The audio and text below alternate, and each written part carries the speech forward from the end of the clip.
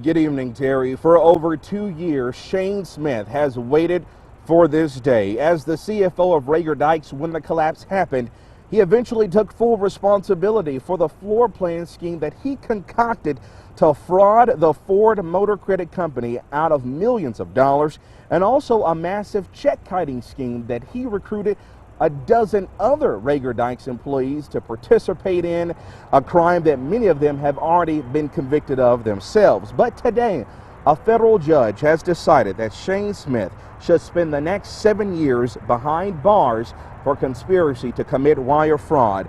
Because of his plea, Smith would face no more than 20 years in prison. Prosecutors originally wanted 8 years for Smith, but they knocked it down to 7.5 because they say Shane Smith cooperated with them, quote, trying to make things right, took ownership of what he did, and took every step to fix his enormous mistake. In court, we heard from Smith's sister, who said her brother was always someone you could count on and reads his Bible every day. A former Reagor Dykes employee that Shane Smith hired himself said in her time of knowing him, he was extremely loyal, sometimes a fault to himself. And Smith's stepfather called him a kind man with multiple degrees who loves his family and worked hard his entire life, even though he had to deal with an abusive biological father.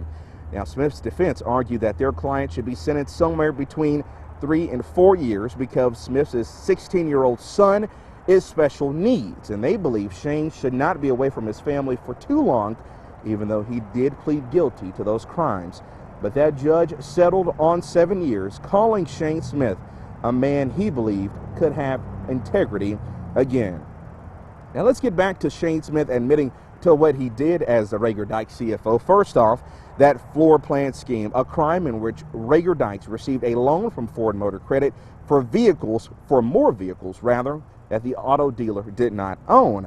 A loss that prosecutors say was worth more than $27 million. Now remember, Shane Smith testified in Bart Reagor's trial back in October that his former boss had no idea about the floor plan scheme. Now here's what Reagor said about Shane Smith when he sat down with our Terry Furman last year.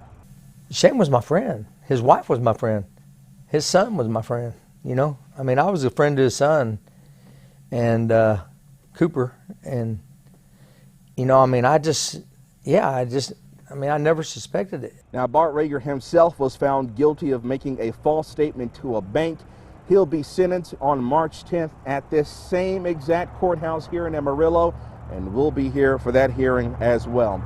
Judge Cass Merrick has ordered Shane Smith to surrender to federal authorities by March 28th, and from what it was discussed in court, he will have to serve that sentence at the federal prison camp down in Big Spring. Now, on top of that, he will have to collectively pay over $40 million in restitution with 10 other convicted Reagor Dykes employees. In downtown Amarillo, Matt Still, Terry, back to you.